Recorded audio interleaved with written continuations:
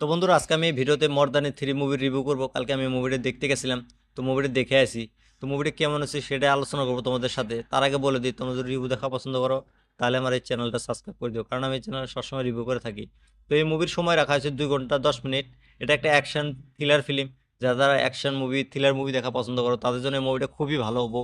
তো এই মুভির কাস্টের কথা যদি বলি, মুভিতে কাস্ট আছে রানী মুখার্জি, মালিকা প্রসাদ, তারপর যিশু সেনগুপ্ত। খুব ভালো ভালো অ্যাক্টররা কিন্তু এই মুভিতে কাজ করছে। এই মুভির ডিরেক্টর হলো অবিরাজ মিনাওয়ালা। তো সেও একটা খুব ভালো ডিরেক্টর। তো এই মুভির গল্পটার কথা যদি বলি, মুভির গল্পতে দেখানো হয়েছে এসিপি শিবানী শিবাজি রয় অভিনয় করছে রানী মুখার্জি। তো মুভির শুরুতে দেখায় ওয়েস্ট বেঙ্গলে কিছু মাফিয়া তো 10-12টা মেয়েকে কিডন্যাপ করে নিয়ে যায়, খুব টর্চার করতেছে। তারপর রানী মুখার্জির এন্ট্রি হয়। তো রানী মুখার্জিকে এই মুভিতে অ্যাকশন সিন দিয়ে ইন্ট্রো করে দেওয়া হয়েছে, যেমন আমরা সাউথ মুভিতে দেখি হিরোগুলাকে অ্যাকশন সিন দিয়ে ইন্ট্রো করে দেওয়া হয়। তো সেভাবে কিন্তু রানী মুখার্জিকে ইন্ট্রো করে দেওয়া হয়েছে এই মুভিটার ভিতরে। তারপর মুভির কাহিনীটা শুরু হয়ে হলো দিল্লিতে।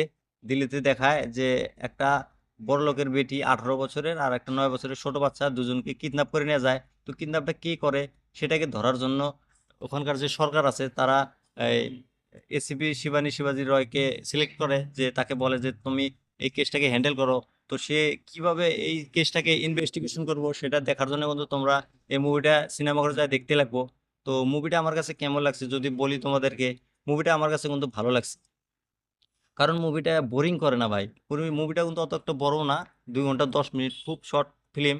তো মুভিটা আমার কাছে ভালো লাগছে। মুভির ভিতরে রানী মুখার্জি যেভাবে অ্যাক্টিং করছে ভাই, মানতে লাগবো ভাই। রানী মুখার্জি বহুদিন পরে তার এটা মুভি আসলো, এর আগে বোধহয় মর্দানি 2 করছিল। তো তারপর এই মুভিটা আসলো। তো সে খুব সুন্দর অ্যাক্টিং করছে। তার যে পুলিশের ড্রেসটা পেন্দাতে কিন্তু খুব ভালো লাগে, মনে হয় যে অরিজিনালি পুলিশ অফিসার। সে খুব ভালোভাবে অ্যাক্টিং করছে আর সম্পূর্ণ কেসটাকে খুব ভালোভাবে হ্যান্ডেলও করছে। তার অপোজিটে দেখানো হয়েছে যে আহ, আম্মা নামের একটা ভিলেন। তো সে খুব ভালোভাবে অভিনয় করছে। তার যে ক্যারেক্টারটা অসাধারণ ছিল ভাই, তাকে যেভাবে প্রেজেন্ট করছে ডিরেক্টর, ভিলেনের চরিত্র মানতে লাগবো ভাই। এমরা কিন্তু রানী মুখার্জির সাথে তার খুব ভালো টক্কর হয়েছে ভাই, খতরনাক টক্কর দেওয়া হয়েছে।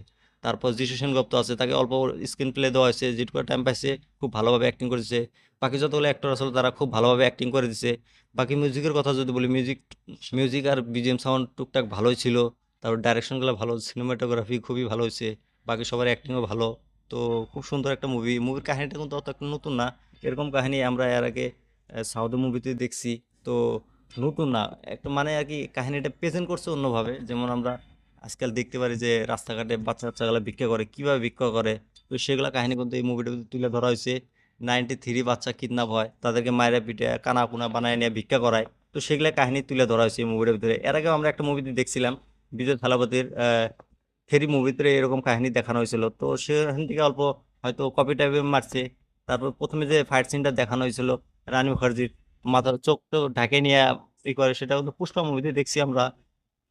তারপর আই মুভিতেও দেখছি বিক্রমকে যে মাথা ভিতরে বস্তা বেঁধে দেয়। তো সেখানে এই ফাইটটা কিন্তু এরকমই দেখানো হয়েছে। তো অল্প কপি কপি লাগে।